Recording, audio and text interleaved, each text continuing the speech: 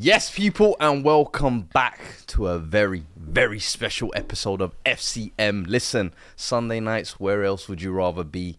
There's always action to talk about. And listen, you're here with myself, who had this week. I am the host, not Mayor Quadri, the host of the most, as he calls himself. He's on international duty this week, so I will be covering.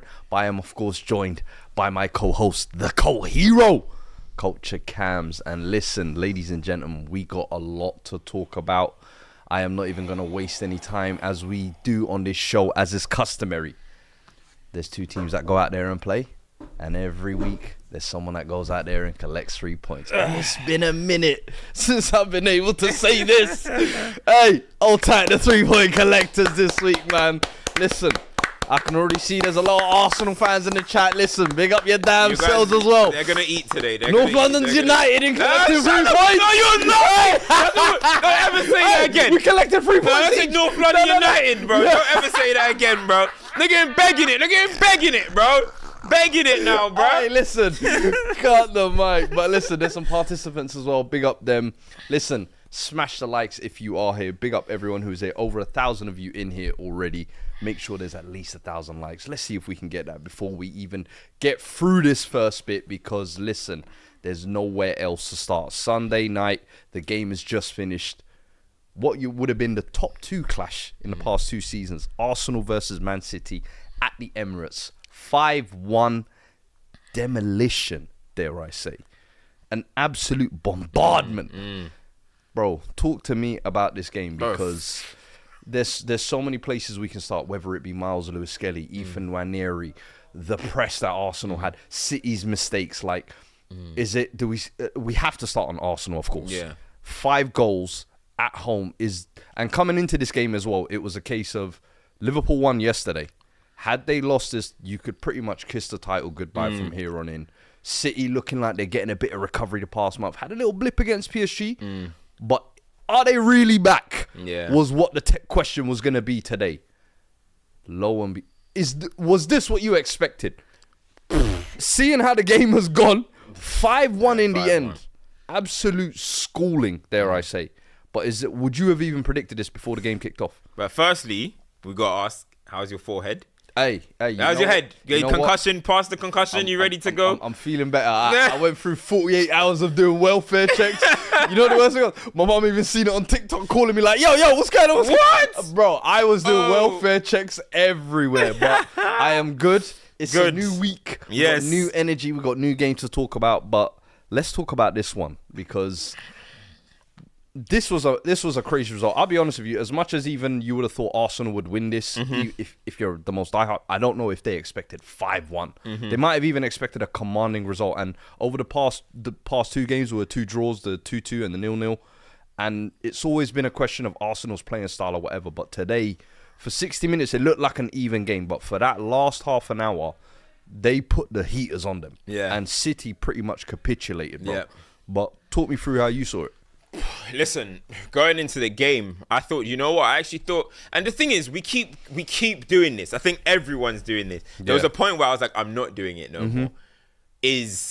Say when City do have a little 2 wins, a little 3 wins, you say, you know what? They might go on a little, not for the title, forget the title, but they might, just comfortably finish 3rd place or whatever.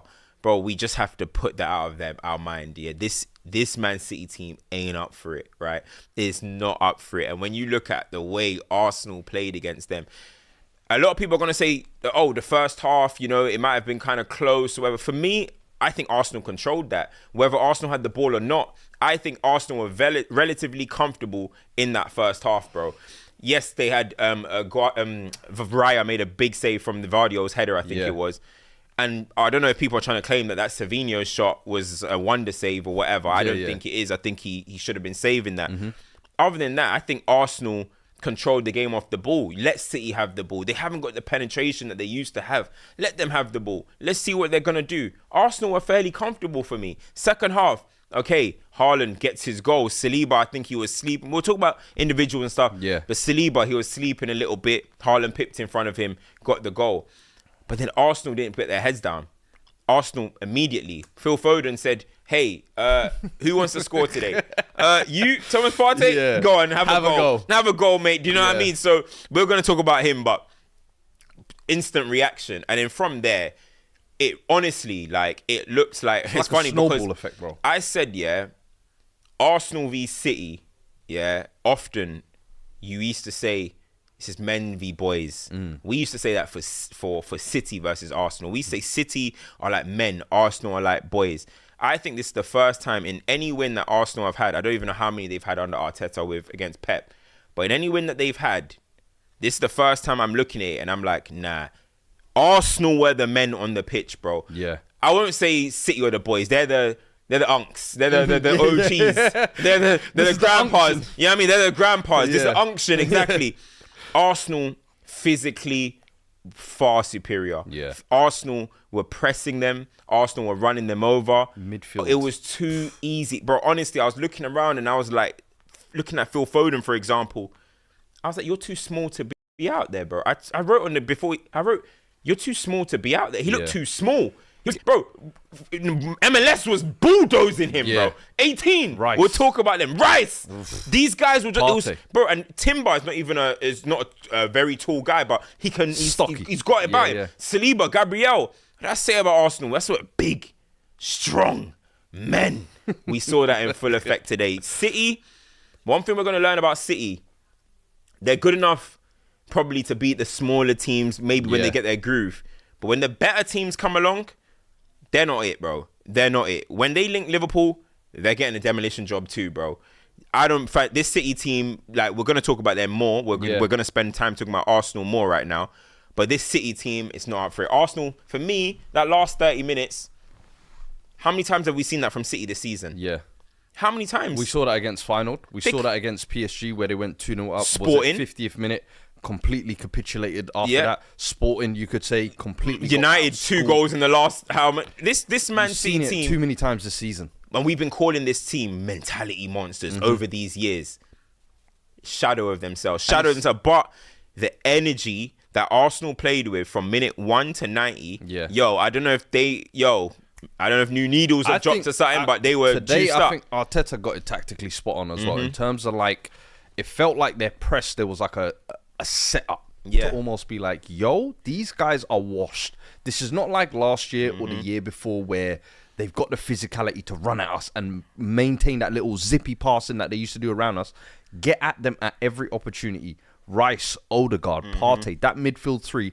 And I've always said, listen, if you can out-muscle City in the midfield, you stand like a 75% chance of winning games these days. And they said, we are going to bully. Havertz set tone today. Like, you have to give him his credit as well. Should have scored though. Wow.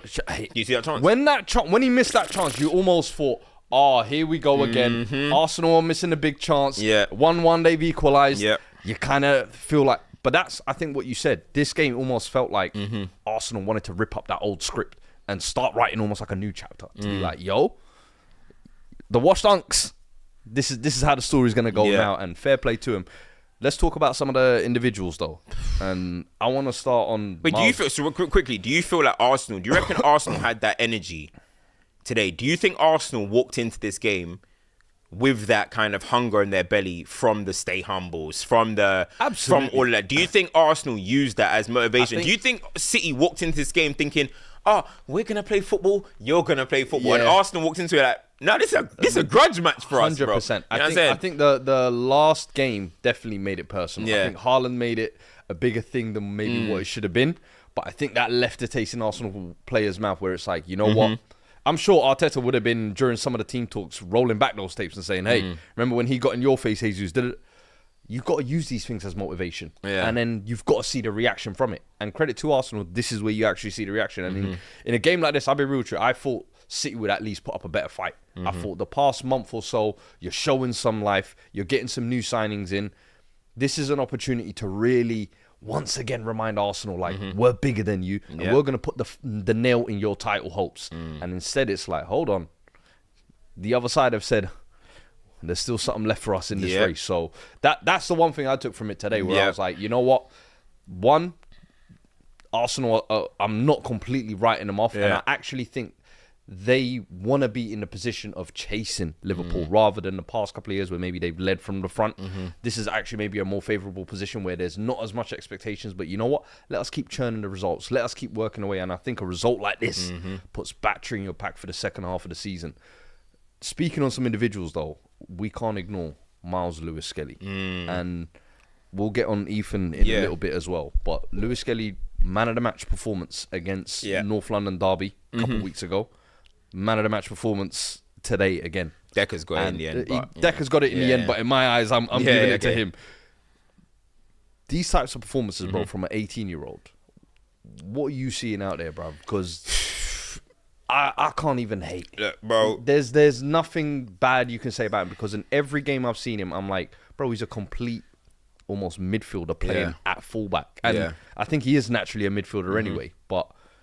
scary, that performance today, bro. That was a grown man performance. That was not a teenager. Yeah, that's the thing, right? So, like with Miles, everybody. The thing is, if you know anything about youth football or you pay attention to youth football, you will know that Miles Lewis-Skelly was always talked about as the best young talent in his position in the country for his age group.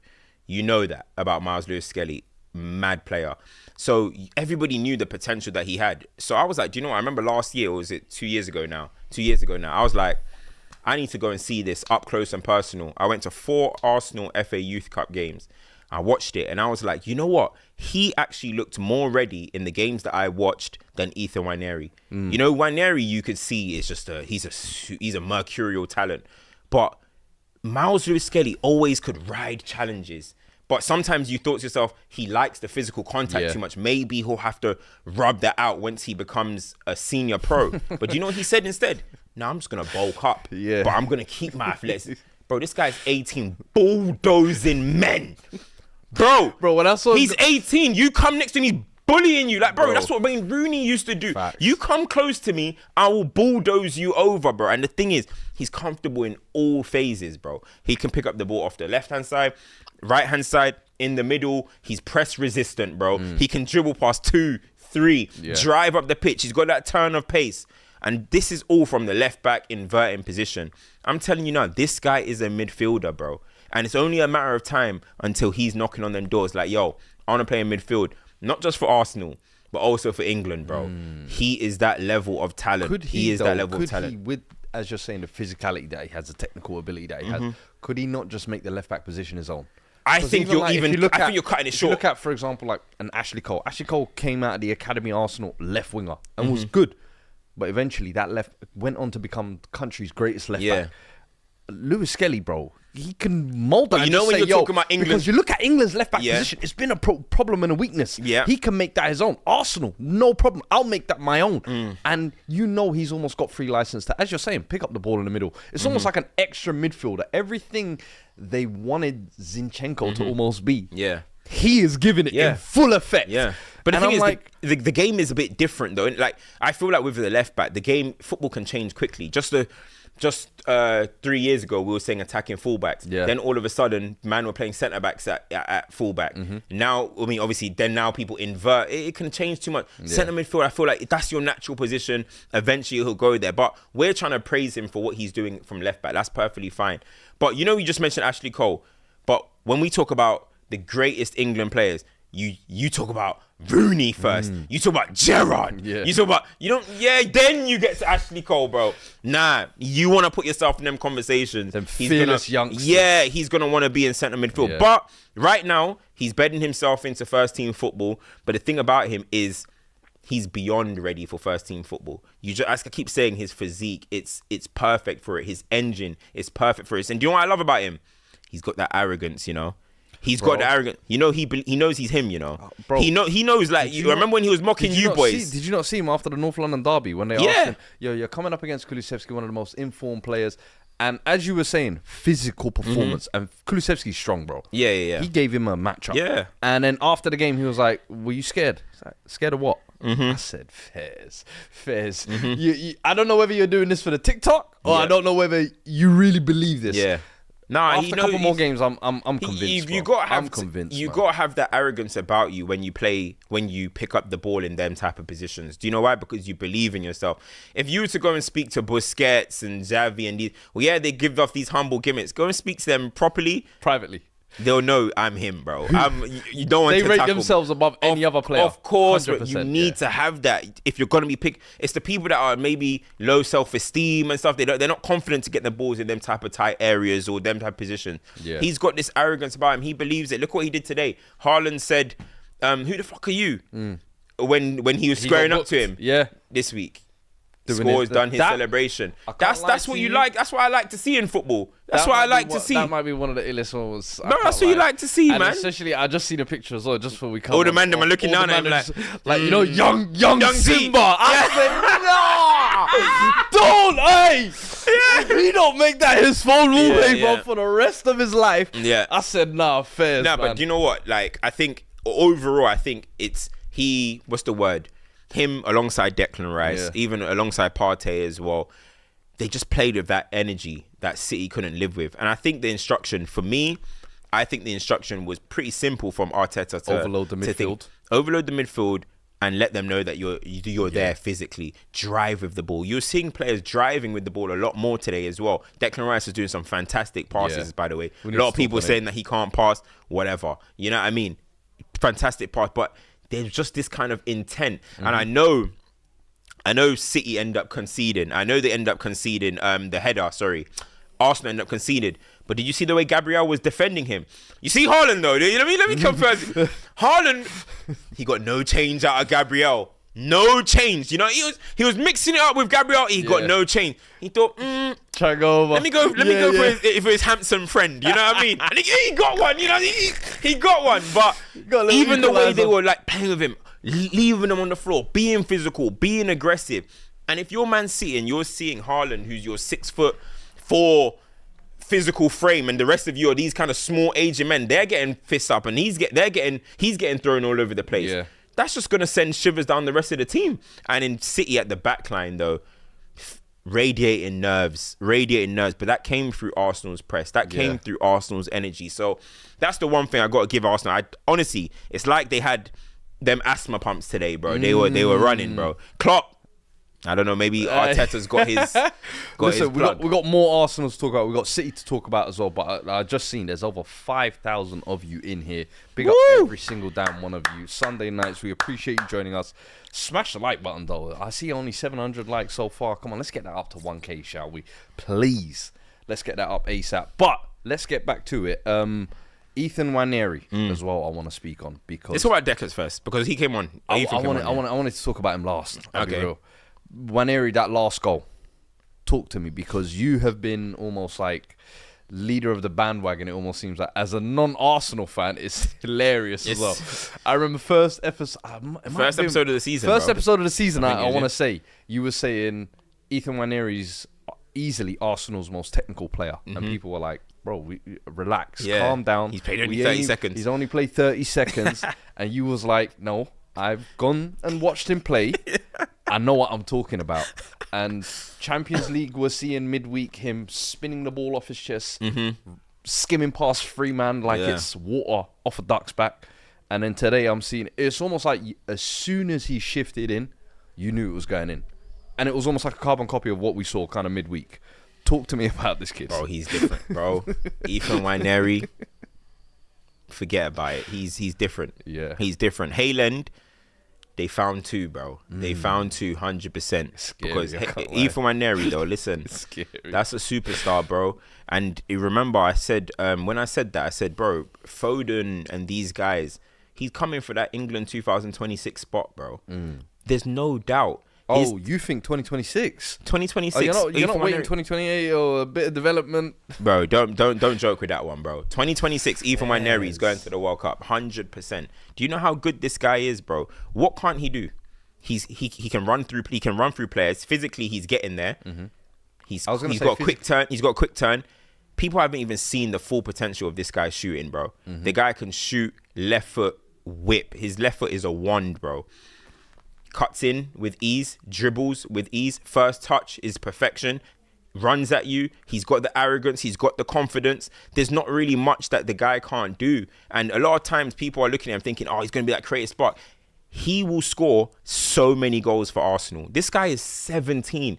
Fuad, he's not even 18. He is 17 years old. And look at the stuff that he's already done. He's already building a resume. It's not hard to see when a superstar is on his way. Not everyone is Lamine Yamal who's going to do it on the Euro stage. Okay, that's like extraordinary. But if you're talking about special, young talents, Haaland have just produced one, bro. Yeah. And England as a nation keep producing these type of players, bro. By this time, you know, we're talking about Palmer and Foden and Morgan Gibbs-White and Morgan Rogers, so many ballers. Yeah. Throw Ethan Nwaneri in there because he's coming, bro. He can play a couple of positions now, and he's shown he can do it out wide as well. Yep. And you touched on there as well. He's another reason why, I'll be real with you, even when you were saying like Lewis Skelly to midfield, I'm thinking, bro, there's still guys coming through that are going to be packing up that midfield. That's why Lewis Skelly could even make that left-back position his own. And then you've almost got like a diagonal of Skelly, Nwaneri, Saka there. That's beautiful for them.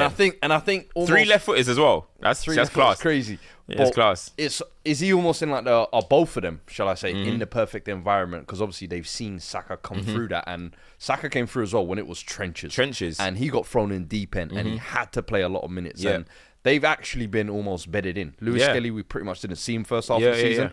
Then came in. Now he's taken to it like a duck to water. Nwaneri was like, yo, we're going to give you minutes sparing here and there.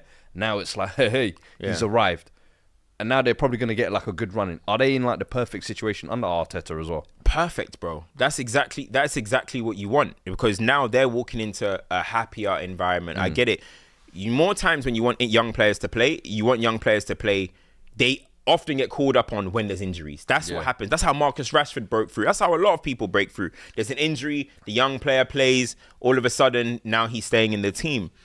But they're coming into a team which is pretty much a bit more set. You know what I mean? Obviously, Calafiori got some injuries, Zinchenko, so that's how Miles got in. But Ethan's going to have to be waiting his turn because Saka's coming back. Let's not get him mistaken. As much as I think Nwaneri's the biggest talent to come out of Haaland, personally, Saka's the big dog at that club, bro. Yeah. When he comes back, yo, my little bro. Come on, man. Come and watch this, bro. Come and watch. You know where I'm coming from. Let's the reality. Let's have it right. So he's still going to have to find his way. And do you know who plays in the other position? The captain. So he's going to have to find his way. But do you know how you continue to be in the manager's mind? Cameos like this. Games like the weekend when you get the opportunity, you take it. Yeah. Eventually, the manager's going to look at it and think, how do I get them all in the team? I have to. Do you know what? I might have to make a big sale. Like, I'm not saying he's going to sell Saka, not Saka, but you know what I'm saying? I might have to do something to get this guy in the team. And that's just the reality, but that's good for them. They can come into a happy, a thriving environment. Yeah. But you look at someone like Manchester United, Kobbie Mainoo walked in, for example, in the deep end last year, swam. It was beautiful. Now, Man United hanging around 14th, 15th. People are telling me he's meaty. He's playing in the 9th. It's all a mess. That's the environment you do not want. And Skelly and Ethan, they're not going to be in that position. I see some people in the comments saying like, yo, don't get carried away the World Cup. You got to remember the past, bro. But look, they still don't know, man. They still don't know. Look at England the last couple of tournaments, bro. Kobbie. Where did Palmer come from? Where did Kobbie come from? Adam Wharton within 6 months from the championship. Jude Bellingham, the tournament before that, getting called up as an 18-year-old. Yes. Like, don't be surprised to see these. If you show enough ability throughout the season, you can get that call up and get into the team. Because there are players who fluctuate in and out of form as well and then end up getting dropped. But we spoke on the youngsters. I want to speak on the seasoned man today. I want to speak on who I thought was almost like the leader of the team out there. And I know Odegaard's the captain. Do you think he's the captain of the unofficial captain of Arsenal? Keep it a bean. Yeah. I feel like he is the unofficial official captain. Yeah. The spirit of the team. Odegaard is almost like the pageantry, if you like. The ceremonial captain, should we say. But who they look at in moments and who I see really dragging the team, for me, it's Declan Rice. Yeah. And that performance today, bro, that was grown men football.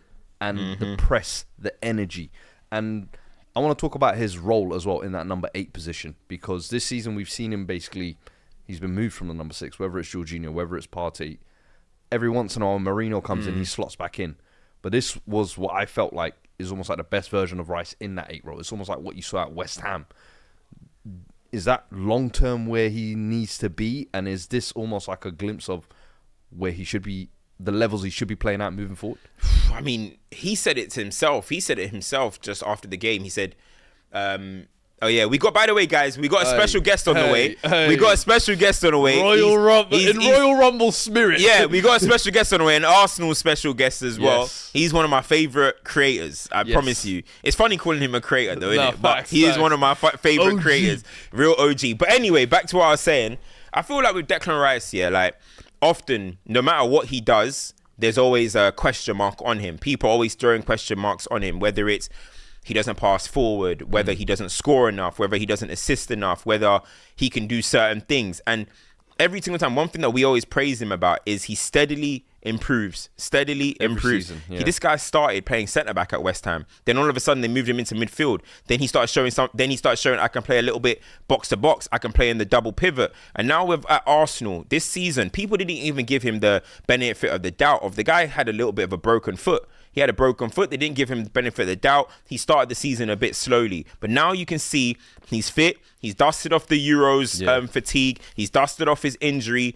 When he's fit, there's no one on the pitch that can cover ground like him. He's a man monster when he's really firing on all cylinders. He's a man monster, and he babied the City midfield today, and he showed something different, which everyone questions him about, that passing range, passing forward, passing to breaking lines, everything that people are saying that he doesn't do, he was showing today. And he said in his interview, I need to get more goals, I need to get more assists. For me, I don't think he needs to focus on that, because that's what people talk about. Yeah. It doesn't even need to focus on that. Focus on dominating midfields, and he can definitely do that week in, week out for me. Goals and assists, bro, those things are going to come. And getting the right areas, they're going to come. Racking them up with the corners anyway. This guy wants to get... This guy's 30 assists a season with his corners. Gabriel's getting him 30 goals. But honestly, I think... You said he's the unofficial captain. I think him, Gabriel's are like two massive leaders. Are saying a lot as well. They're saying Gabriel as well. Don't forget Gabriel. But no, I agree. Him and Gabriel are two of the leaders that the field generals. You feel it like we're at home, bro. We may go to some Emirates games, but we're at home, and you see it. You see who are the guys leading, and it's Declan Rice and it's Gabriel. And I'm looking at it, and a lot of people be talking about every single time his price tag is that. For me, he's been a sensational Arsenal signing. It's funny that every single time Arsenal go on a bad run of form, it's because Declan Rice isn't passing forward from 6. It's like such a cop-out for me. Yeah. You know what I mean? It's always such a cop-out. But when it's going well, we need to give West Ham 30 more mil. Like, come on, man. It goes... For some reason, I don't know what it is. Fluctuates too much. With Declan Rice, the opinion is too, like... I think the price tag is always what it's going to be. And I think people will always use it as a stick to kind of beat him with whenever he's not playing well. And then when he is playing well, it's obviously something that's not going to be spoken about. Do you think in terms of the Arsenal's hopes for the rest of the season? Lee's on the front cover. We said we got a special guest on the way. He's on the front cover. Cat's out the bag. Sorry. Lee Judges is on his way, guys. Lee Judges is on his way. That's we were trying to do like some secret Royal Rumble entrance. What the fuck? I know. But do you think now, in terms of the title race for Arsenal, this is a wake-up call to say, hey, look, we're still in this?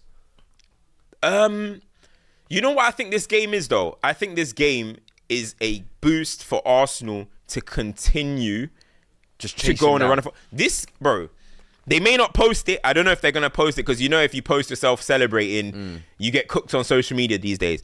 But I know them man are in the dressing room doing no, this is a big result. People are going to say, you ain't won anything, so they might not post it. Yeah. But this is a result that they're going to all look at each other and say, well, if Liverpool are going to win it, we're going to make it fucking hard, mate. You know what I mean? We're going to chase them down. I think Liverpool are going to go on to win the league. However, Arsenal just need to use this as a fuel. Don't go next week and have a poor result against whoever, or have a draw and then Liverpool draw, whatever. Arsenal this week need to go on and just continue and try and build that run. 5 wins, 6 wins, 7 wins. Make it tough for them. Yeah. You got to make it tough. You know what I mean? Because any slip up, you want to capitalize. So one thing about Arsenal that they haven't been doing is capitalizing much on Liverpool's small drop-offs. Liverpool might draw, Arsenal draw the same week. those are the things that they can't do. Yeah. They have to go on a run of 7-8 wins and then see what happens. So if Liverpool go and continuously win 8 themselves, then you got to hold your hands up, look to what the mistakes were early on the season and say, do you know what? Maybe we needed a striker. We go again next season, whatever. But now, I think they need to really use it as a battery up their back, bro. 5-1. It's still Man City. Yeah. 5-1. Next game is obviously the Carabao second leg, but the next couple of fixtures are Leicester away, West Ham at home, Forest away, United, Chelsea, Fulham. Seems like some wins. That seems. I reckon there's some wins in there. But say the fixtures again. The Forest away is going to be the tough one, I think. Yeah. But there's Newcastle away, obviously Carabao Cup. But there's Leicester away, West Ham at home. That's a win. Forest away. That Forest away is the tough one. But I feel like City Ground. What time is it? It's the 7:30 on a Wednesday. Windy Wednesday at City Ground. That's a bit ugly. That's a sticky one. Yeah. United away. Dub.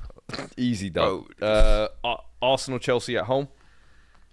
Arsenal got that, bro. And then Fulham at home as well. So I'm giving them about 5 out of 6 wins then. Yeah, or 5 or 6 wins out of the next 7. So if they really do want to go on that run, that is the ideal time to do it. And a couple of good fixtures within that as well. The Forest one. Yeah, I was just about to say, let me go through some super chats before we move on to City and Lee gets here as well. Aaron Paul K says, always stay humble. Always. With a sitting down emoji. Pradam Devaya says, Silva going under the radar for being horrendous. Oh, brother, trust me. Oh, mate. Go on Wheelback last week's episode. And do you know what's funny? Episode the week before. You know when we spoke on Dos Locos, though? Yeah. We do Dos Locos, the European show. Go check that, my YouTube, you know what I'm saying? Yeah. But anyway, we said Bernardo Silva is getting away with murder, and we think that he's fellow. You know, Rio was in the comments. Yep. Rio is in the comments saying that you guys are being too harsh. But he's saying that not everything is about goals and assists. I'm like, bro, we never talk about goals and assists. We never did. He's not even influencing games. Exactly. And now again, Bernardo Silva, non-existent. I'm telling you, people are talking about Saudi, bro. China's calling. Bro. Barcelona's not coming back, bro. Barcelona, you missed that train, bro. They're good now. They good. Yeah, they're well good. Ethan de Villiers in the super chat as well. He says, 5-1. People at City need to be held accountable. Arteta took the belt out and said, discipline. Side note, Cams, your gaffer Amorim is on fraud watch. It's peak still. Mark Lowley, he says, casuals told us Rice is an elite and can't pass. LOL. And Nabil says, Ethan dashed Gvardiol, MLS dashed Haaland. Haaland FC. Haaland's up right now. Oz F says, he said Arsenal clapped City's foot up. Is that some Somali talk? Yes, Somali talk for cheeks. Oh my God. Plutonium Fried Rice says, yeah, I'm not going to read that. What did he say? That was too flagrant still. But yeah, let's touch on City then. Let's move on to Manchester City. And, I mean, where do we even begin with Man City? Equalised, obviously, around the 55th minute mark. We got this one here. What did that one say? What did that one say? Sorry, I must have missed one. What was that last super chat? I just know Cams is fuming. His flair players, Foden, Palmer, disappointing. So, do you reckon Palmer's having a disappointing season? It's been good, but then there have been moments. Well, why are you guys bunching underbelly? That's funny. Is it underbelly? Hashtag underbelly. Underbelly. How can you say me racist to a black man? It's like a black Nigerian, you know. Good smoke. Hey, listen, I'm not gonna talk. We'll talk about that in a bit. We'll talk about that in a bit, bro. We will. YBG done. Yo, that bust my Marzo said that to me, bro. I was dying, bro. I just finished football, yeah. I was crying, bro. Oh man, make sure you lot are following us on Twitter, man, just to keep up with some of the nonsense behind the scenes. But let's talk about Manchester City and, brother, I mean, 5-1 away. I don't know where else to even begin. Like the defense, Ortega in goal. Let me ask you a question. Let me ask you a question. Go on. Do you think Pep should have re-signed? Honestly speaking, no. I think Pep almost etched himself into football history with what he did for this kind of... If he left at the end of the season, for example, it would have been like, well, at least he kind of did the 4 in a row. He did the treble. There was no stone he left unturned. But it's cool. You can't sign off at the top. It's fine. But now, when you kind of have this season in hindsight to look at, you look at the windows, you look at kind of how the squad has declined as quickly as it has. I don't know. I don't know if it's worth staying on trying to rebuild this thing to build it back to what you cooked over for the last 4 or 5 years, because that is going to be difficult to replicate. You're talking centurions. You're talking domestic treble. You're talking actual treble. Like 4 in a row. Every year you were breaking history and making new ground. I don't know what's left to clock. Do you know what I mean? So I thought he was staying on and almost to say, like, you know what? I'm going to sign on just so this next chapter, I'm going to leave you lot in a good manner. But I think had he left even last year or even end of this season, he would have still been leaving him in good hands. Maybe this year it would have been like, hey, we ran our course. The rebuild is up to you lot. But it's looking scary. Can't lose your marriage for that. Looking he lost his marriage for it. You know, it means girl just wanted a bit of attention. I didn't want to bring the personals into it, but she said, hey, sign a new deal and we're done. Bro, this is our last season, right? Pep was telling her, oh, yeah. Go on bad form, sign that new deal. She said, she called her lawyers, yo, it's over, bruh. I'm taking half the money too. No, don't kill me. I'm taking half the money too. Nah, honestly, man, like, Pep, for me, I don't know. But the thing is, like, everybody's asked, like, obviously he's rebuilt his squads, but he rebuilt his squads in Man City when things were going well. So you can gradually rebuild it, right? Yeah. So, yeah, you can phase yourself from the Fernandinhos, David Silvas and that into Rodri and maybe a young Foden and all that type of stuff. But everything was going smooth. Everything was going rosy. Now, you're having to replace a washed Bernardo, a washed Gundogan, a washed KDB, random guys in the team. Like there's random random players. Kyle Walker's, we have to replace that. John Stones looks finished. You're having to do so much of a rebuild. This is like a proper rebuild, which they're gonna have to do, and obviously they're gonna throw the money at it. They've already spent money on Reece, Khabib, and what's the other one? And who's the other one? And Marmoush.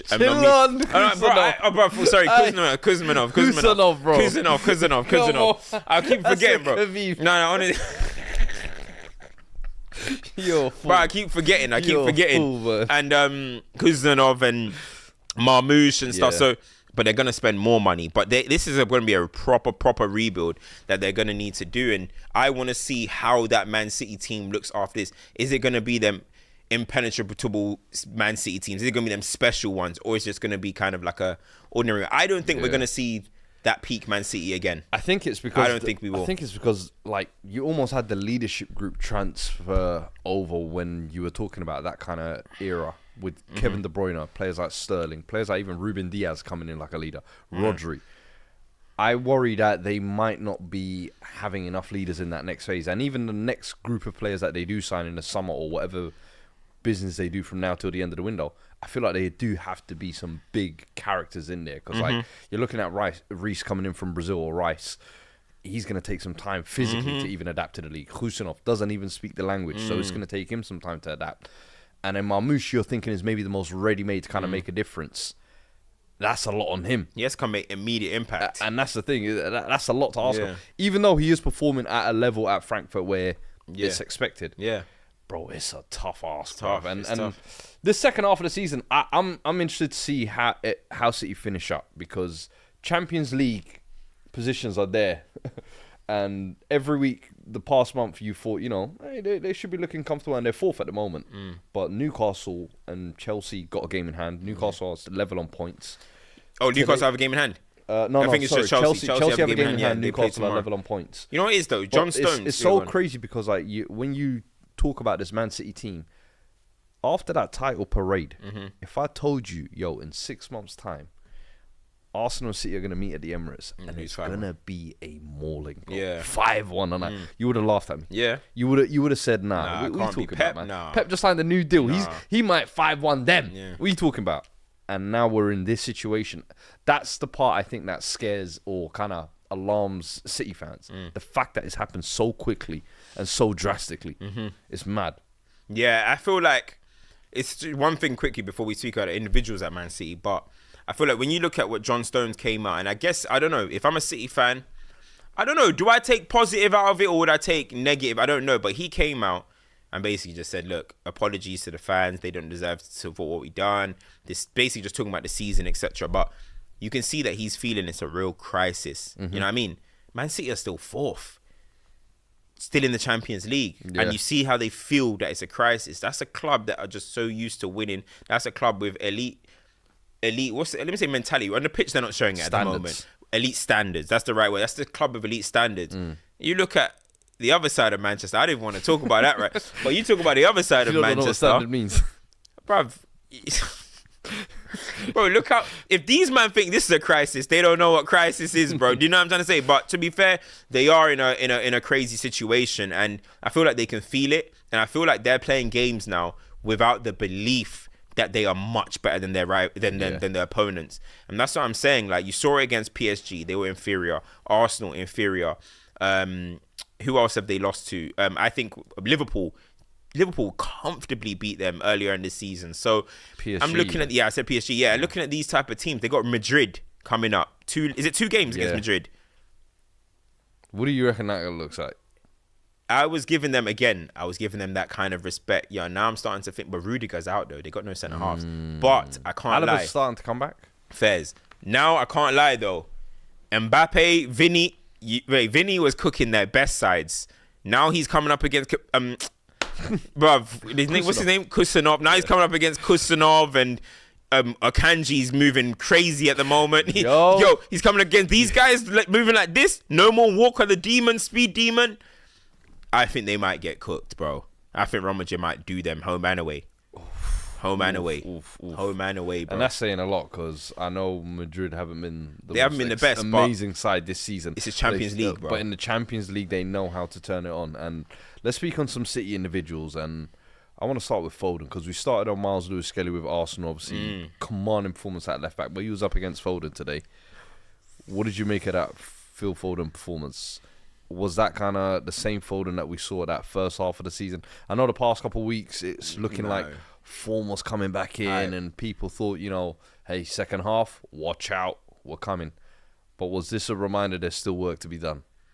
Bro, today's performance, for me, that was a disgrace, bro. His performance today, I said, he's been a complete mess. He looks like he's too small out there. And the reason why I said that is because he was hiding behind people, which he's been doing all season. Yeah.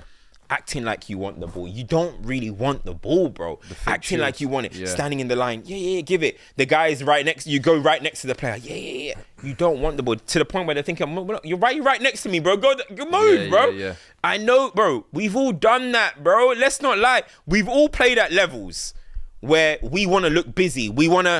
And we start acting. And that's how I'm starting to feel when I'm watching Phil Foden. I feel like he's not really wanting the ball. He's not really wanting to get involved. And the one thing about him, right, and I think it's been dispelled already, is like, his creativity, his final pass. He's not showing that, bro. He's not. It's like it's not even in his locker at the moment. And that's the harsh reality. And when I'm looking at it, people are going to say that, like, and I'm a fan of Phil Foden. I rate Phil Foden highly. But with him, people like, or the media and the stuff that I've been talking about, I'm saying that he was back and like if he just cracks it, he could. I remember he scored the other day and they were talking about like midweek in the Euros. Yeah, I wasn't being played in my proper position. We'll get on to that. Excuses, even that's excuses. I won't pay him. Everybody had to move position so you can play. Yeah, you know what I mean. You didn't deliver for England. Now you've carried that over into Manchester City, where in the season that KDB is done, we can see it. KDB can only really offer moments of brilliance now. You haven't been able to step up in his shoes in any way. Whereas last season you showed something. But you can't try and say, the last month he's improved. What? Because he's been getting in the box and scoring some goals. I'm going to be fair. You know me. I'm performances over everything. I want to see performances. I haven't seen proper class Phil Foden performance all season. All season. You could talk about he scored 6 goals in his last 3 games. Yeah, we know Phil Foden can score goals. But mate, can you perform through 90 minutes when your team need you? I ain't seeing that at the moment. And I'm looking at today's performance. As I said, looked like a little. You would think he was the 18-year-old, Yeah, and you think Miles I was Lewis just Skelly about to was the say. 24, 25-year-old. Sometimes I feel like we talk like Foden's still the teenager. 19. He's not. Last season was meant to be Foden's moment where it's like, stop talking about me as young player of the year and all that. I've arrived. Put me in the conversations with the big dogs, and this is where I'm going to be from now on. And I think that's the thing. Not seeing it. He's not being measured up against former players or anything like that. He's being measured up against his own success. Yeah. And his own levels that he set last year. And this season now, the way you've just dropped the ball. He's and 25 to come into in a May. game like this where, as I was saying, City could almost put that nail in the coffin into Arsenal. You have been one of those players that were haunted him over the past couple of years. You got Lewis Skelly coming up against you. Let this be his welcome to Premier League game is how you should be looking at it. And instead, he just absolutely moved you aside at every opportunity and just bulldozed you, as you said earlier. I didn't like them comments that he said about that. I was frustrated because, I thought I was the best player in my position in midfield. So for when he say stuff like that, I'm like, 10 so often and still got nothing. You played in the 10, you got nothing. Everybody was thinking, mate, Cole Palmer can come and do a better job. Yeah. Jude Bellingham does his thing. So what are you trying to say? Because Jude Bellingham had to play on the left for you. Yeah. Cole Palmer had to sit on the bench for you. Bukayo Saka had to go left back for you. What is this conversation about? I was frustrated because I didn't play in my position. How do you think everyone else feels when they weren't playing in position because you had to play in your one? So I didn't like that comment because that felt to me that he's ridding himself of accountability and throwing it over to Gareth Southgate. Do you know what I mean? Yeah. And I didn't like that. At some point in that tournament, he should have been dropped, let alone talking about position. And as I said, this season, he hasn't followed it. We gave the benefit of the doubt. Some people did anyway, gave the benefit of doubt that he has started the season with a little bit of injury and stuff like that. But we're deep well into it. Like we said about Declan Rice, now it's all systems go time of the season. I just don't see them performance. I don't see that influence on the game of Phil Foden. I don't see it. Yeah, okay, Savinho, run down the line, drill it across the box. Foden's going to tap it in. He's going to be on the front page news. But when you're actually watching the game, he's leaving a lot to be desired. Today, you barely know he was on the pitch for me. Like I was like, what is he doing out there, bro? What is he doing out there? I think another player we've spoken about kind of leaving his imprint on the City team, Erling Haaland. Obviously got the equaliser goal, and I think we've previously said his matchups against Saliba and Gabriel, they've kind of...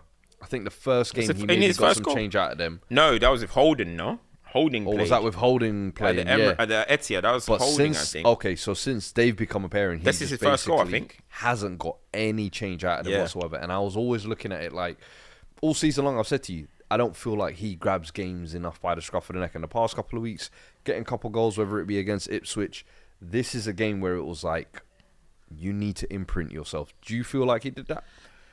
I don't think he did. But Fuad, you know what I'm going to keep saying. Listen, people might call me delusional. I'm still going to defend Haaland in this situation. Just last week, we saw him against Spurs, was it? Yep. How was he playing? The counter-attacking style. Counter-attacking, long ball, able to run into a channel and able to really have the player. Like when he's running, you're beside him. I spoke to Rudiger live on that interview with HP, and we spoke to Rudiger. He said, you have to stay. You want to play against Erling Haaland when he's in the box because you want to get close to him. You want to get tight to him. You can physically rough him up. He said his own words.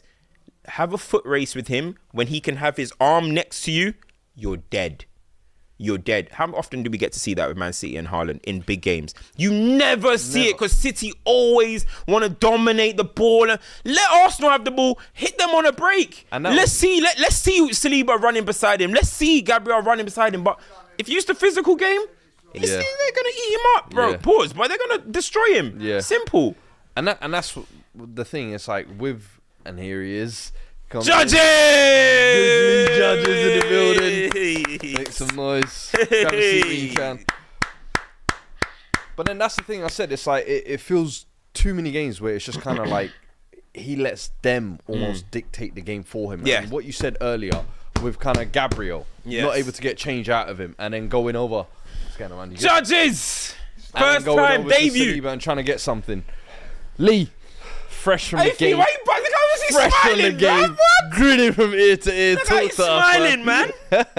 How you feeling after that? 5-1.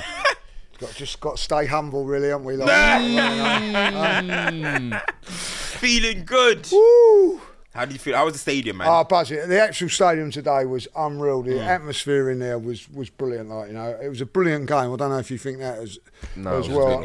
I felt it was a bit tactical, and then when they equalised from that moment, I know that we lost away. I think from then it was a really good game, and part of me, I'm going to say, was pleased when they scored, because it meant that we had to come out again. And once we come out, we was unreal. But yeah, buzzing from that. He can't even breathe. He can't even breathe. He's so happy, bro. I tell you what, had to run to get here. You have to. Listen, Man City. I know that Tottenham have beaten Man City a few times, quite by big results. You know what I mean?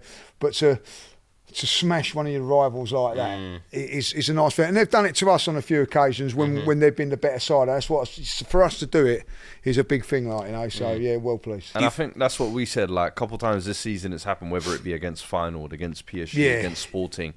But then it's almost like for you lot, you were almost waiting for your turn. Because previous games have been pretty tight, pretty close affairs. People have always said, "Oh, Arsenal, don't take the game to them," or whatever. And as you said, when that equaliser came, it almost like woke you lot up for that last half an hour. The press that you lot just put on them, like, talk to me what you saw through that. Well, do you know? I don't want to go too over the board about that performance, because I don't think Man City are a very good side. No. I've got to say that. I mean, 2 or 3 of the goals they gifted to you. Pretty much, you know what I mean. And we could have had 2 or 3 before that. Havertz.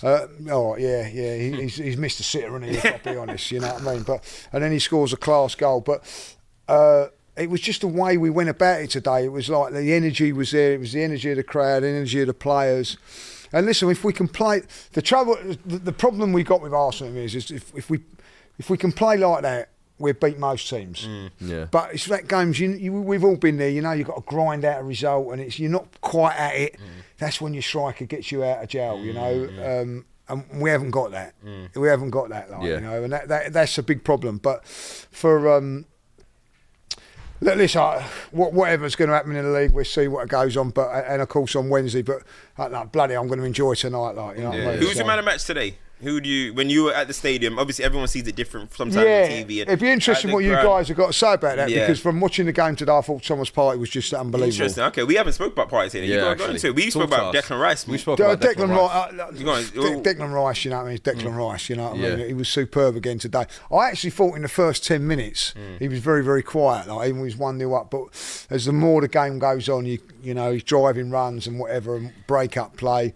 I think he makes the goal or the chance for Havertz with a tackle and all that. But I just thought Thomas Partey today, midfield, being a midfield player myself back in the day, just makes it look easy. Just made it look easy today. Broke up play for his goal, for the first one, and then I think he done it for Havertz's goal as well when he broke up play and brings the part. I just thought he was just different class today. Of course, people are going to talk about Miles Lewis-Skelly for obvious reasons, and the celebration. Come on, you know what I mean? He wasn't very humble there with his celebration. But look, what do you say about Haaland? You know what I mean? I thought he was awful today, but he's had one chance, one goal. You know what I mean? It is unreal when you look at it like that. But. Buzzing from that today. Buzzing performance. I think, Liverpool winning yesterday at Bournemouth, and credit to them. They would have looked at today and thinking, this is it. This is the weekend of the title. And at 1-1, they might have fought it. But we ain't going away at this moment in time. I'm just disappointed with the club that they haven't brought in the striker. Is this a weirdly in a position you want to be in, almost like the chasing team rather than the leading team? Potentially 9 points is a bit too much, though. Isn't it? 9 points.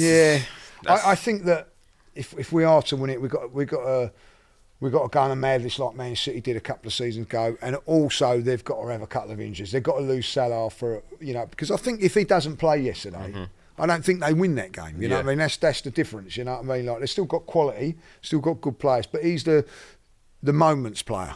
We all know you need a moments player. But I just think at the end of it, listen, I'd rather be chasing Liverpool and Man City in their pomp. You know what I mean? Yeah. Like, why do you guys keep saying this though? Why does the Arsenal fan base keep saying this about Liverpool, man? This is a good Liverpool side, man. Well, they're handling everyone. I think in the they league are a very good Liverpool side. You're right what you're saying, but they've got not legendary. I don't think they've got legendary side, but they've got But listen, someone said to me yesterday, was a Liverpool fan, said that Liverpool haven't lost in the league since September. They've only lost one game against Forest. Yeah, Forest and that was in September. Yeah. That's so when people third or fourth game criticise Liverpool and all that, like, I don't think you should. I think you have to say that. Look, that game could have gone any way yesterday, like, you know what I mean, open goal and whatever and all that. But at the end of it, they've got the result. Yeah. And I think as much as you want to open all that, you've got to give them credit. They keep winning and winning and winning. Like, I think the next few games, we've said this before, they've got this game and this game. I think if they go to Everton and win, then I think they will. As much as David Moyes is doing his thing, when he was at Everton the first spell, I don't think he had the greatest results against Liverpool at Goodison. Either way, even with that old Liverpool side. So I still think Liverpool are going to go win that game, you know. Against Everton, Goodison, the game in hand, I think they should do. It's a Wednesday, Wednesday at Goodison. And to be fair, since David Moyes has come back, Everton 3 wins in a row. Metal was looking like, hey, prime Yakubu. I said, what's going on here? What is going on? The other thing is with that, which you have to take into consideration, like, it's whenever Arsenal go to Spurs or Spurs playing Arsenal, it's a different game. The Merseyside derby, I'm hoping, will be a different game. You know what I mean? But listen, Arsenal got some tough places. We've got to go Forest.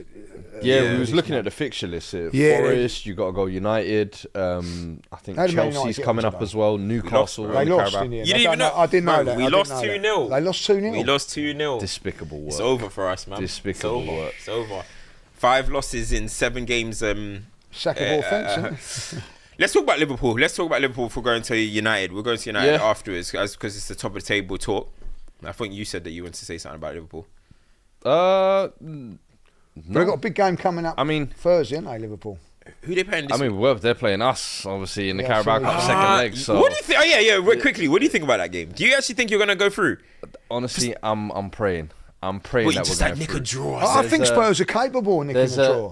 Played well today, by the way, Spurs. Do you know what the problem is all the players are meant to be coming back. Are coming back in like 10 days. So it's not in time for this game. And I think a lot of those players would have made a big difference, in my opinion, because I think a lot of the squad that's playing now, players like Porro, players like Kulusevski, they are knackered. Yeah. Like today when I was watching them at Brentford, they looked exhausted. 75th minute. I don't know how we managed to hold on to that result at Brentford. We'll talk about that in a bit as well. But honestly, we're banking on Liverpool having like an off day, in my opinion. If Liverpool turn up as they do, Anfield? It's at Anfield. First 20 minutes would be key in that. Listen, and I can't see us going there and doing a backs to the wall job, come and break us down. And that's not Ange's way. That's not his way, bro. Come on. So it's gonna be to me, to you, to me, to you, and I fear how ugly it could get. I just hope it doesn't get disrespectfully ugly. You got a new signing though, Danso, that you were talking about. Yeah, do you know what's so crazy? We was talking about him potentially going to Wolves and West Ham. You guys hijacked him. Listen, would you rather pick on someone your own size? Bless their muscles. Pick on someone your own size, bro. Or live in London. Pick on someone your own size. I have to say this. You know what I mean? Tell Turkey and all these are rejecting us. Come on, man. Let us get someone. I have to say this. You know what I mean? Like there's songs going about Levy at the moment, and you know they don't care about us and whatever. Like, you know what I mean? Quite a good little tune. But like, you know, at the end of the day, Spurs need a centre half and a goalkeeper in this transfer window, and they've gone and gone. And I agree. Listen, Arsenal, I think more needs to be done because we still need a fullbacks, in my opinion. I think left back when Destiny. Yeah, but you ain't going to get everything in one lot. But they've got what you wanted. You want, but the fact that you're having to wait till the 31st day and then having to hijack someone else's deal doesn't look like a planned and structured window. That's the issue. I get that. But sometimes you you have to react to whatever. And and listen, he's not a bad pickup. I hope he can, come in Perhaps straight away. We should start singing songs about the Cronkies. You know what I mean? Maybe we get. They've got them. We will conquer the Turkish front in there. We might get a signing. Let's talk about Liverpool. Let's talk about Liverpool. 2-0 win, of course, at Bournemouth, and against an informed Bournemouth as well. I think undefeated in the past 12 games. But huge win, clean sheet. First goal penalty, of course. Should it have been given? I still don't think that was a penalty. What do you think? I thought it was. He's clipped him in the back. He's got none of the ball. You could say accidental, but there's contact there to go down. And it looks like he kind of chipped himself. Salah slots it, and then the second goal, though. That was like Nwaneri's goal. That was like, literally, I was going to say Nwaneri's goal. But that game, I really want to speak on Liverpool's midfield. Okay. The Szoboszlai, McAllister and Gravenberch. You know I come here every week waxing lyrical, but did you see that turn? That turn, on the flank where he just spun and went through three guys, but those three, where do they rank in terms of midfields right now? Because I find it hard to argue that they're not the best midfield. Who's it? Gravenberch, McAllister, Szoboszlai, because they can do everything, bro. And I'm not talking about like them when they're on form or whatever. Like this entire season, Szoboszlai, I think the improvements are going under the radar. McAllister is so consistently dropping an 8 out of 10. I think it's almost just a given. Gravenberch, the improvements, I think he's a whole new different player, and he's become one of the best defensive midfielders in the league, bro. Like physically, the way he plays, technically what he's got, and all of them have the thing you want in a midfield. They're all technically secure. They can all drive with the ball. They can all interlink. They can all swap positions as well temporarily. But where do they kind of sit in terms of midfields around the world? I'll tell you what goes under the radar a little bit, don't they? If I'll be honest, because you're right when you're saying I'm not a real. If you like individually, you wouldn't say that they were fantastic players, but as a unit, you know what I mean. You'd have to say that they're up there. Like, and listen, one defeat. You can't argue it. It's because we look at Salah, we look at Van Dijk, we look at Trent and stuff like that. So because they're the elite players, they're the world class players. So sometimes when you just have like a midfield, you kind of like bypass it a little 100%. Bit because you're looking at them kind of more glamorous positions or where the world class players are. So I do think they probably do get overlooked a little bit. I do think so. And this season, if you're talking about performing, the consistency that they've shown to be top of the table, as Lee said as well, one loss, you can't really argue against anything Liverpool doing. I think that result is just kind of, we're just expecting, like beating Bournemouth away from home on that form is actually a mad win. It's actually a very 100%. Good win, and I think I know they missed the open goal and stuff, but I truly think even if Bournemouth scored, Liverpool would have scored again. They just have that about them this season that they'll find the way, they'll find the answers. And a lot of people were saying that their tough run is Forest away, Brentford away, and Bournemouth away. They've walked away 7 points out of 9, unbeaten. Yeah, lovely. Do you know what I mean? Lovely Alisson stuff, and it just back in now as well. Just feels so professional at the moment with Liverpool. It just feels like they're just trucking along. And now that they got away, those 3 games away from home, now they're going to start getting their home fixtures again and stuff. As much as Arsenal do what Arsenal do, it's going to be very, very hard to catch Liverpool, because I just think every tough run that they have, they're passing it with flying colours, man.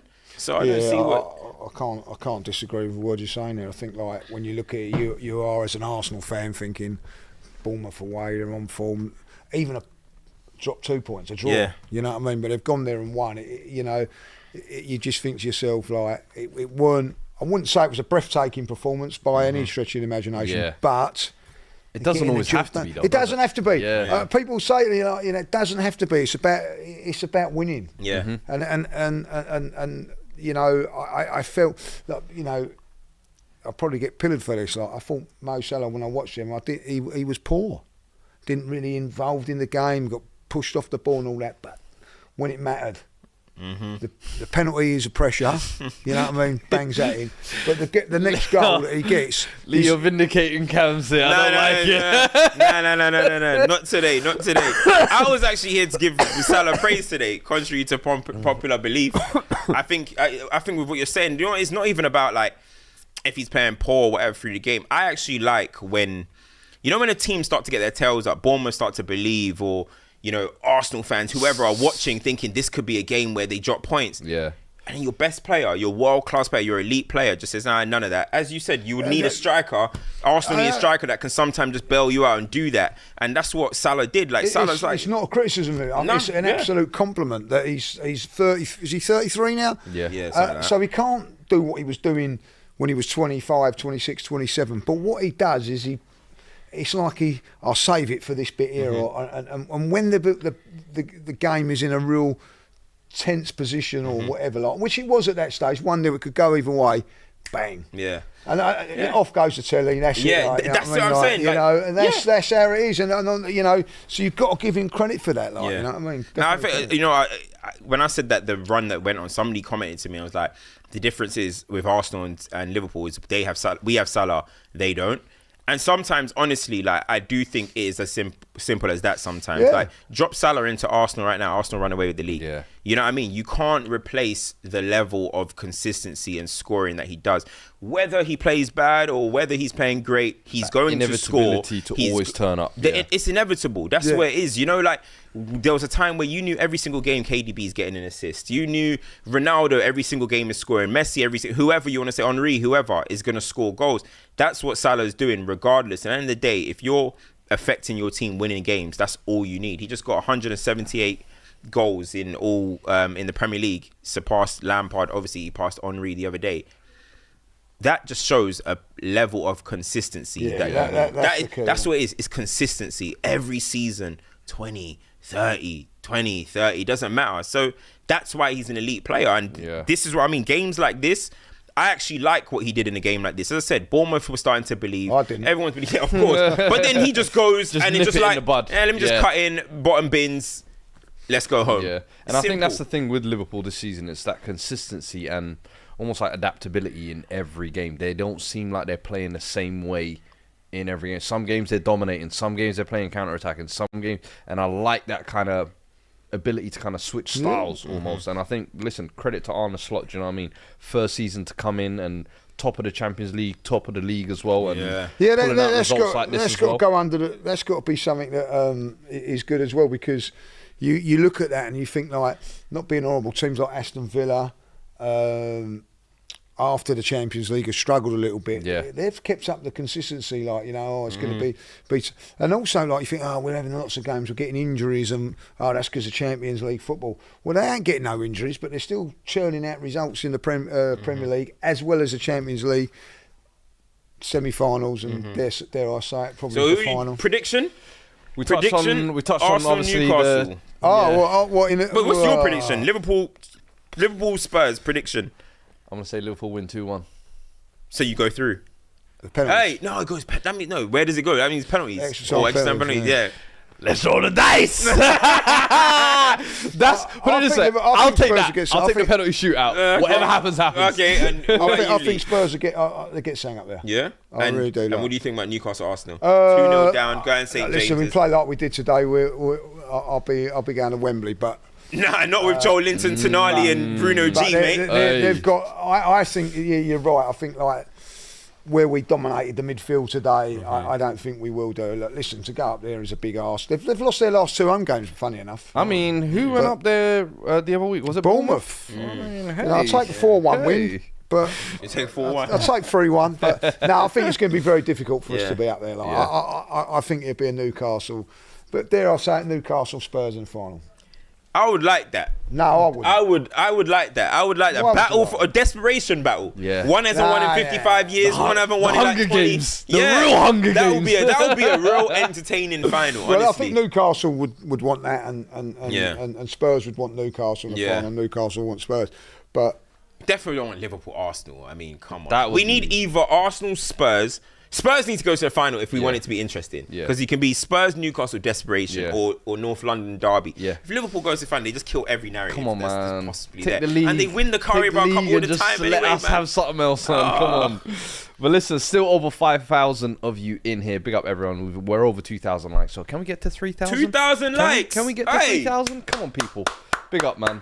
Let me read out some of these super chats as well. Plutonium, we read that one. Benjani here says, can we talk about Foden? Media said he was back. I think he obviously sent that a little bit earlier. We got outclassed today in the middle. But that happened sometimes. He's been on fire the last few games. You can't play well every week. Yeah. Tev here says Tev here says they had Trent do an ITV interview, but for Foden. True Dogs. Oh, where did that go? Yeah. True Dogs. Oh, what the hell? This thing's bugging. Oh, okay, there we go. True Dogs. Foden was PFA Player of the Year last year. One mistake in one game. Y'all tripping.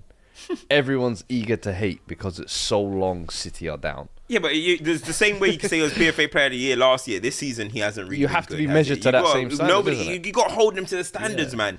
Do you know what I'm trying to say? That's all it is. That's what you ask of world-class players. That's what you want players to do. You know what I mean? World-class. He gets a lot of criticism as well, Foden, because he's not doing it for England as well. Yes. I think there's a little bit of that from the... Yeah, it's a carryover, isn't it? Carryover from that, you know what I mean? But, today... Hey, Nwaneri's coming for his position for England, isn't it? I'll tell you this now. I'm going to be really honest with you. I'll be honest with you, with Nwaneri, right? At 17 years of age, Saka wasn't doing what he was doing at 17 years of age, and nor was Foden. Bav said that as well. Yeah. Nor was Foden, you know what I mean? So I will say that. Right, Wilshire. Do you think he's better than Wilshire? Nwaneri or Wilshire? Who's the best Hayland graduate? Wilshire was Hey, that's a good question, actually. Yo, comment section, get involved. Well, that's another, not going back to that. Wilshire was unbelievable, but, injuries. The most exciting teenagers I've seen play for Arsenal, Wilshire was definitely one of them. Anelka was another. Anelka's not on this planet, innit? He was not a graduate, but he was 17 when he came to the Arsenal. Yeah. And as much as I love Saka, and he is what he is, and it doesn't mean to say, look, you have to look at Mo Salah when he was 17. He wasn't doing what he was doing now to what so it's not a gimme. Yeah. But at 17 years of age, I haven't seen nothing what this kid's doing. Yeah. Stature as well.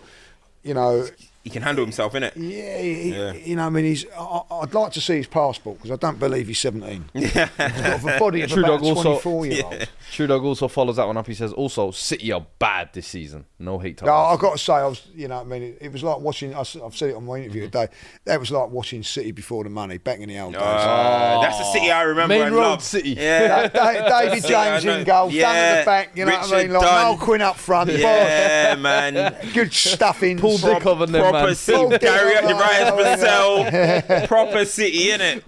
What was he, big centre forward? Sean Goater, feed the goat and we can score. It's back in those days. Was it, or King Cladze? Yeah, King Cladze. Yeah. He's a good player. He was good though. He was like Maverick, innit? Yeah.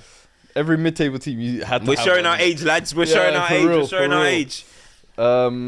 Stream's just gone there. 1 second. Pradam. You're still on, I think. Oh, okay, yeah. Chat just. We're still on. No. Yeah, my chat just disappeared for a second. Yeah, sorry. Pradam sends super chat as well. He says Foden has got the best environment to grow.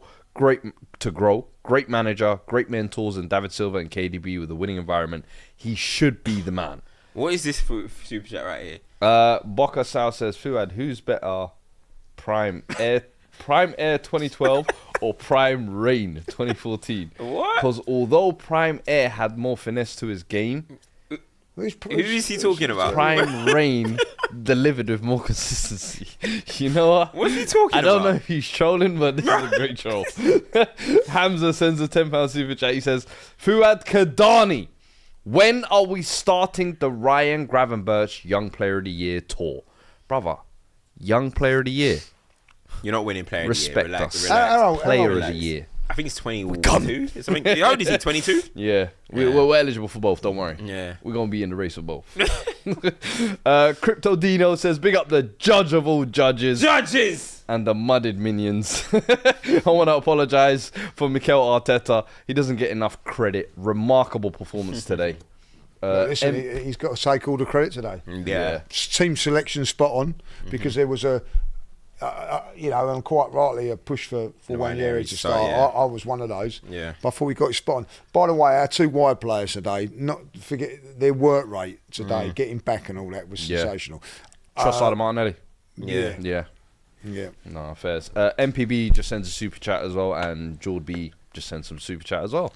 Appreciate it, guys. Oh, all this we haven't even got to say Man United. Huh? I don't mind. We don't have to talk I was about going to Man say. United. We don't have to talk about Man United. I got a we are YouTube cutting channel. fine on People. time. We're about an hour and 15 in, and we usually do this about hour 20, hour and a half. So we have a bit of time to squeeze in some Man United chat. And, listen, Lord. I was at the Brentford game, Tottenham.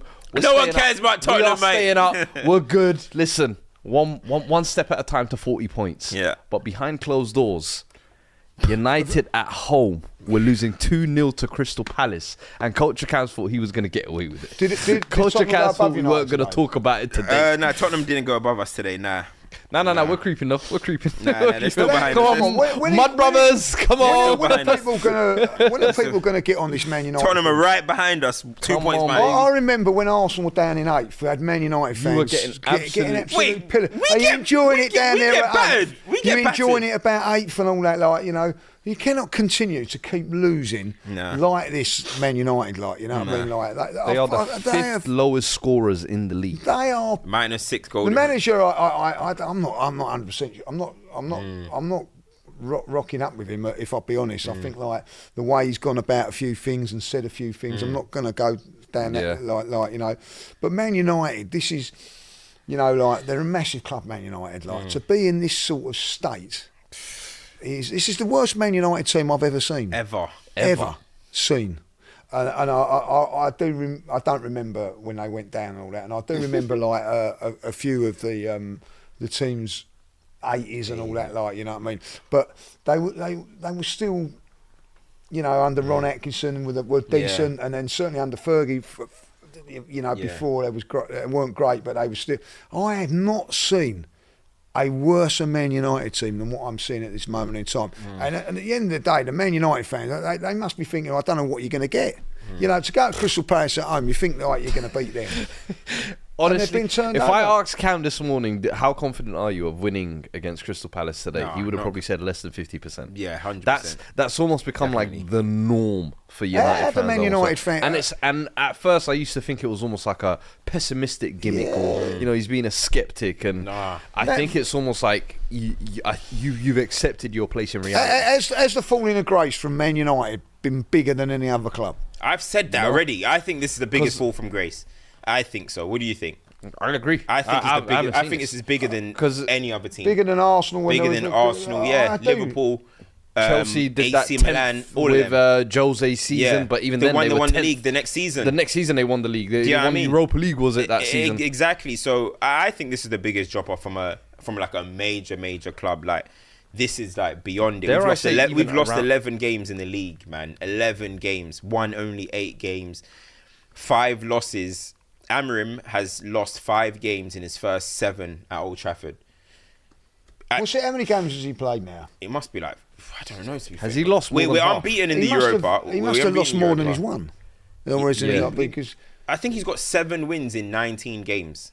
I think that's what it is, something like that. So I don't know how many we lost, but I think it's like 7 wins in 19 games. Are you concerned at all in terms of what you're seeing with Amorim? Because it almost feels like it's gotten worse. Or did you think that would be almost par for the course because it's still the same group of players? You know, I never really believe in it has to get worse to get better. I think you can stabilize things. It doesn't have to get way worse. I've never really thought about that, but thought like that. I know he's changed things. He changed the formation and stuff, but it doesn't seem like it's working at the moment. And he's caught in a tough position where it's like, if I change it, maybe have I lost my way? Have I lost my identity? However, I'm not even saying you should change it, but you've got to stop the bleeding, bro. Yeah. We are losing too many games. Old Trafford, especially, like when you walk into a team, you want to make that home. You know what I mean? That's the place where everyone's going to be behind you. That's where it starts. We only look good in Europa. Europa is probably at an all-time low in terms of quality this year anyway. And maybe we play a little bit more of a continental style, but as soon as you get to the Premier League, we are not on it. Like, any team in the Premier League can beat us. Yeah. We've seen us go toe to toe with Southampton, with Ipswich, with these teams have given us games that, like, you sound like me. Yeah, no, literally, like, so every single game we could lose. Southampton should have beat you, really. They should have. They had enough chances to win that. Like, they should have. This is what I mean. You know, they should have been probably.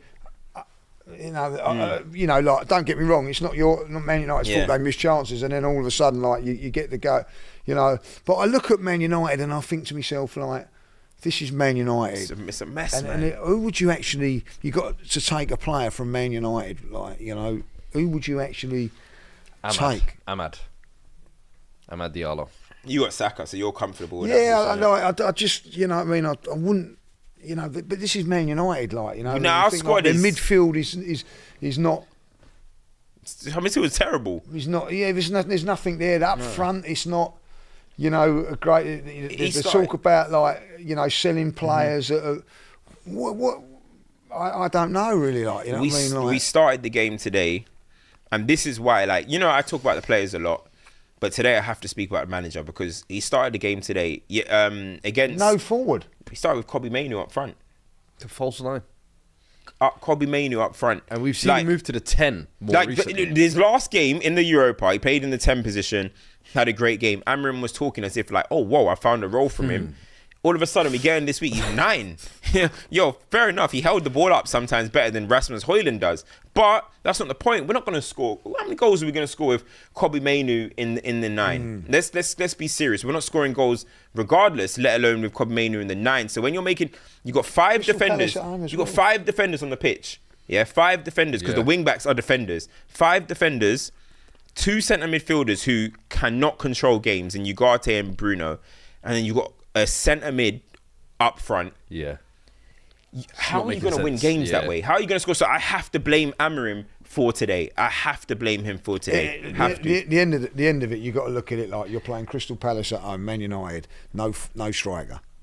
Like, and like you can go, well, Arsenal do that with Kai Havertz. It's a little bit different, like when you're playing a holding midfield player.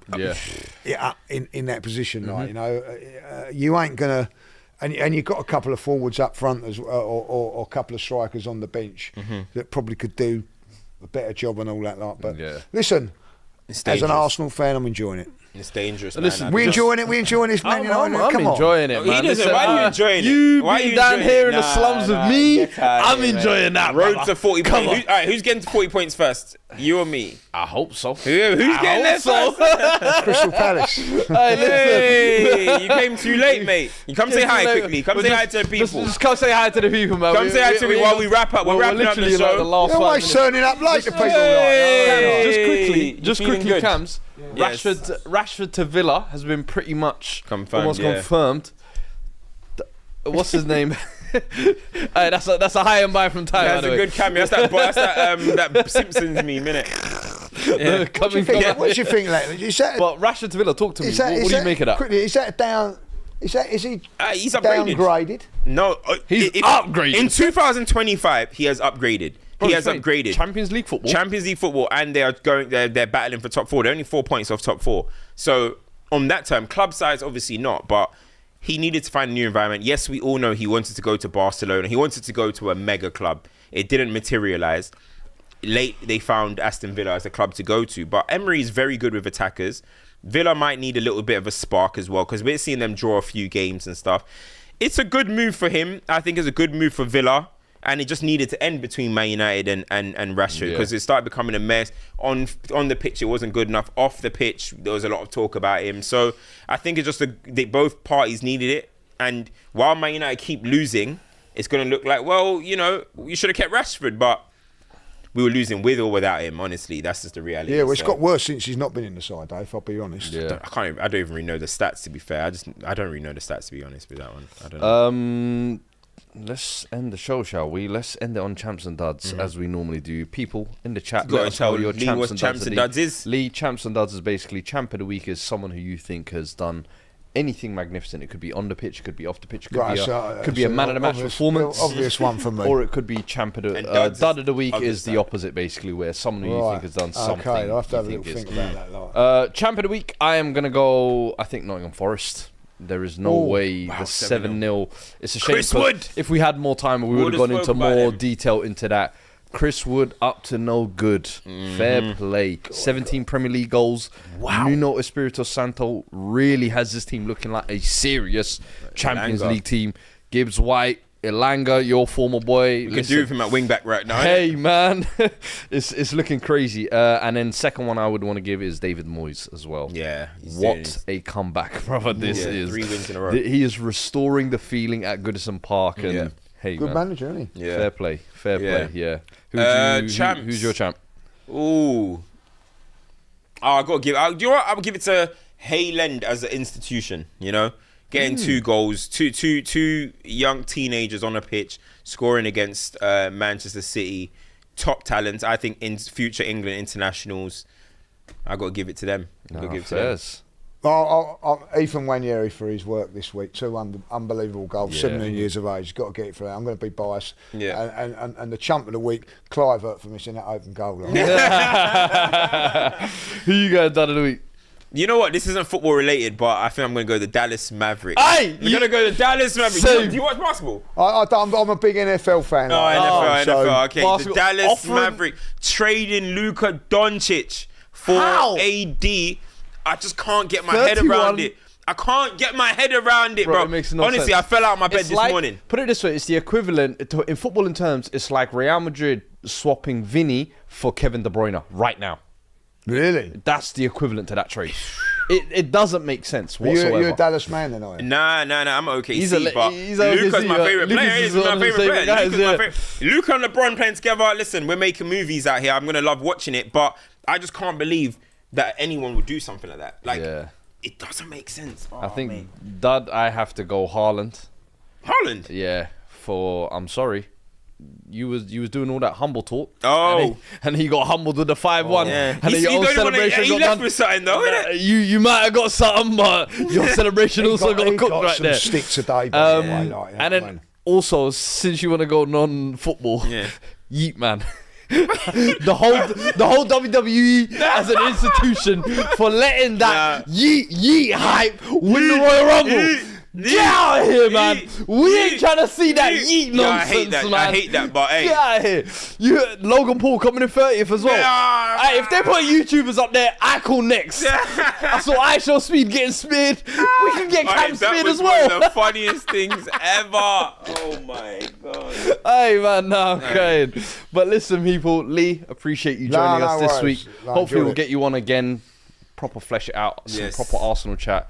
Cam's, as always, good. People, there's still about 4,300 of you in here. Hit the likes about on the way out. 2,200. Smash the likes on your way out, each and every one of you. Subscribe to the channel. Drop a comment. Help the algorithm. Yes. Go out to the Spotify and give that a 5-star as well. Yes. And we will catch you guys next week. FCM Sunday nights. Make sure you're there. Till next time, take care. Peace.